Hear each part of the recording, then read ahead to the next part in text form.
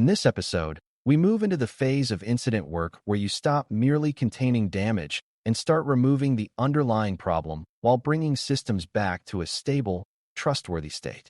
Eradication is the work of eliminating the attacker's foothold and the conditions that allowed it, and recovery is the work of restoring normal operations without accidentally reopening the door. New learners sometimes assume this phase is just cleaning up, like deleting a bad file and restarting a service, but in real incident response, the hardest failures often happen here.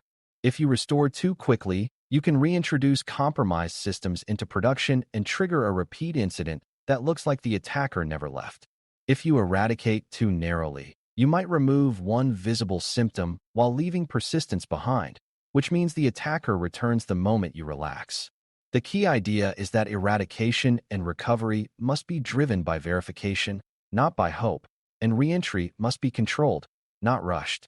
Before we continue, a quick note. This audio course is a companion to our course companion books. The first book is about the exam and provides detailed information on how to pass it best. The second book is a Kindle-only ebook that contains 1,000 flashcards that can be used on your mobile device or Kindle. Check them both out at cyber.author.me in the Bare Metal Study Guide series.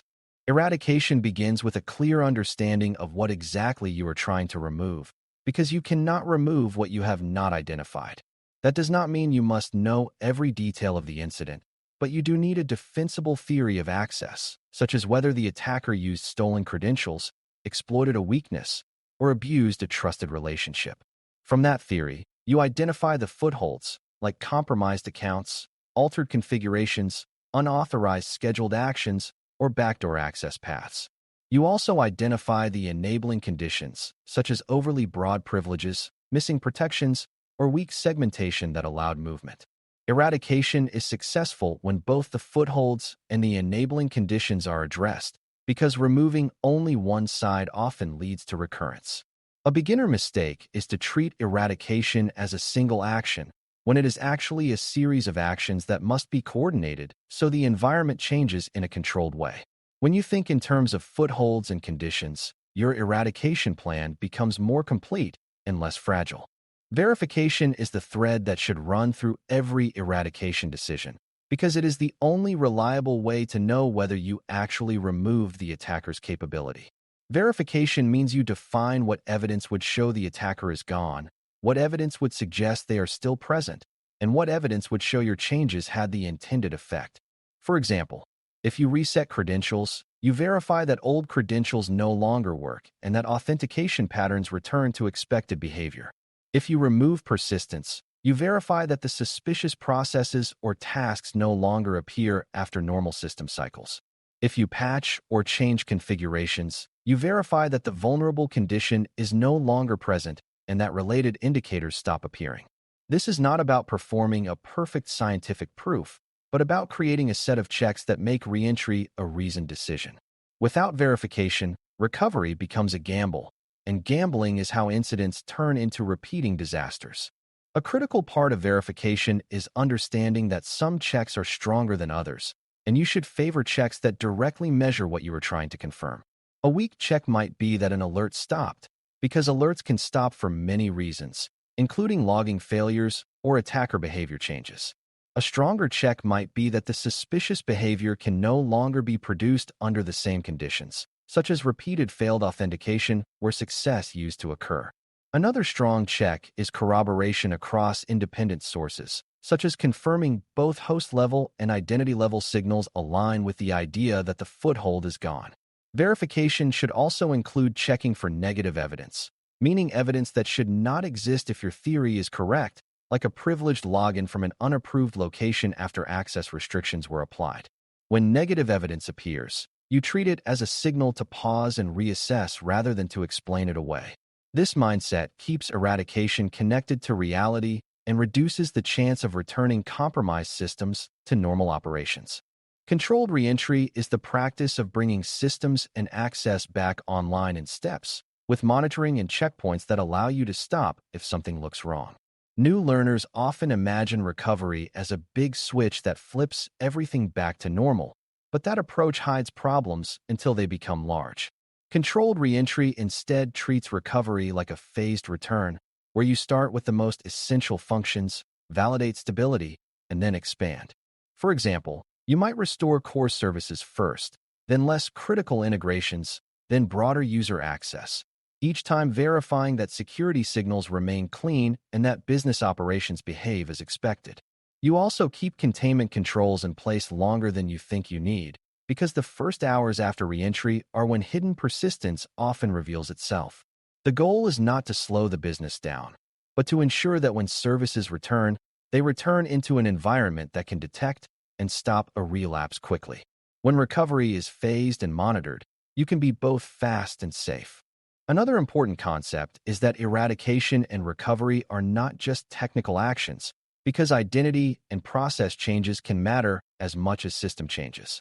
If an incident involved credential misuse, eradication may require reviewing which accounts were affected, resetting or reissuing credentials, tightening permissions, and ensuring that access paths are aligned with least privilege. If an incident involved operational missteps, recovery may require clarifying who can make certain changes and how those changes are reviewed. If an incident exposed gaps in detection, part of recovery is improving monitoring so you can confirm cleanliness and detect recurrence. Beginners sometimes treat these as separate improvements for later, but they are often necessary for safe reentry right now. For example, restoring a system without fixing an access weakness can recreate the same conditions the attacker used. By treating identity, permissions, and process as part of eradication, you make recovery more durable rather than temporary. It is also helpful to understand why attackers often survive early eradication attempts, because that teaches you what to verify and where to look. Attackers can establish multiple footholds, such as more than one compromised account, more than one altered system, or more than one access path. So removing a single foothold does not necessarily remove access. Attackers can also hide within legitimate tools and normal-looking behavior, which means you might remove obvious malicious artifacts while leaving subtle privilege changes or configuration alterations behind. They may also have created persistence that survives reboots, software updates, or user logouts. This is why eradication should be systematic rather than opportunistic, guided by your best understanding of attacker goals and methods. You want to look for breadth, meaning how many paths exist, and depth, meaning how durable each path is. Verification checks should reflect both, so you can be confident you removed access rather than merely quieted symptoms. Recovery planning becomes safer when you explicitly identify what must be true before you allow a system or capability to return. These are sometimes called reentry criteria, and even if you do not use that phrase, the idea matters for beginners. Reentry criteria might include that compromised accounts have been secured, that the affected systems have been restored from known good sources or validated as clean, and that monitoring is in place to watch for recurrence. Criteria might also include that critical dependencies are understood, so you do not restore a service in a way that breaks downstream systems unexpectedly. The reason criteria are valuable is that they turn a stressful decision into a checklist of evidence-based conditions, which reduces emotional pressure and debate. They also help the organization accept short delays when delays are justified by safety. If someone asks why a system cannot return yet, the answer becomes a set of conditions tied to risk rather than a vague concern. That clarity builds trust in the response team and improves coordination during high-pressure restoration. A subtle but important part of controlled reentry is keeping a close watch on changes, because recovery often involves many modifications happening quickly. Systems may be rebuilt, access may be reset, configurations may be tightened, and services may be restarted, and in that flurry it is easy to lose track of what changed and why. Losing track creates two problems, because it makes troubleshooting harder if something breaks, and it makes security verification weaker because you cannot link observed behavior to specific changes. A disciplined approach records key recovery actions, their timing, and their expected effect, so that if a suspicious signal appears after reentry, you can quickly determine whether it is an expected side effect or a sign of recurrence. This record also helps prevent accidental rollback of a security improvement in the rush to restore functionality. When you can trace changes, you can also validate them more effectively, because each change has a purpose and a corresponding verification step. That is how recovery stays controlled instead of chaotic. Testing is another part of recovery that beginners sometimes misunderstand because they think testing is only for software releases. In incident recovery, testing means validating that the restored system behaves correctly and securely in its normal role. That includes basic functional behavior, like whether users can access what they should, but it also includes security-relevant behavior, like whether access is appropriately restricted and whether logs and monitoring still capture meaningful activity. Testing also helps confirm you did not restore a system in a brittle state, where it works briefly but fails under real load or normal user behavior. If you skip testing, you may declare recovery complete and then face a secondary outage that undermines confidence and creates a new emergency. Controlled testing does not have to be elaborate, but it should be intentional and connected to the incident story. For example, if the incident involved unauthorized access, part of testing is confirming that the same access path is now blocked. That kind of testing directly supports verification and reduces the risk of repeat compromise. Another truth-driven technique is to maintain heightened monitoring during and after reentry, because that period is when the environment is most sensitive. If an attacker still has a foothold, they may try to re-establish control once they notice containment controls changing or once systems return.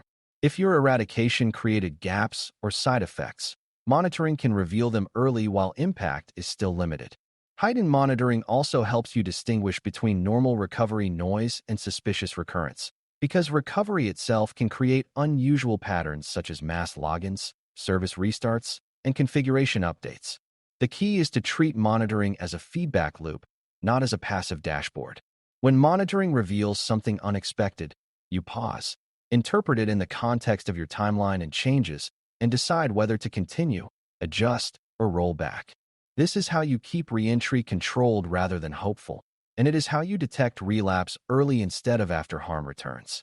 The relationship between eradication and business continuity is also crucial, because recovery decisions affect people's ability to work and the organization's ability to serve customers. A common mistake is to treat recovery as purely technical, where the goal is to restore everything as fast as possible.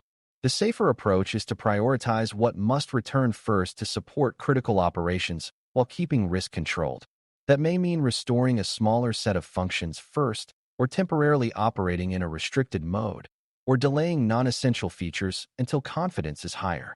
These choices are not signs of weakness, because they are deliberate risk reductions that protect the business from a repeat incident. When you communicate recovery in terms of priorities and controlled reentry, stakeholders can understand why some functions return sooner than others. That transparency makes it easier to accept temporary limitations and reduces the pressure to shortcut verification. Ultimately, a stable partial recovery is better than a rushed full recovery that collapses into another incident. In closing, eradication and recovery succeed when they are treated as a verified, controlled progression rather than a fast cleanup followed by a return to normal. Eradication removes both footholds and the conditions that enabled them, and it uses verification to confirm that the attacker's capabilities are truly gone. Recovery restores operations through phased reentry, testing, and heightened monitoring so the environment can catch relapse before it becomes damage. The discipline here is not about being slow, because it is about being intentional, so each change has a purpose and a corresponding check. When you build reentry criteria, track changes, and validate outcomes, you turn uncertainty into confidence step by step.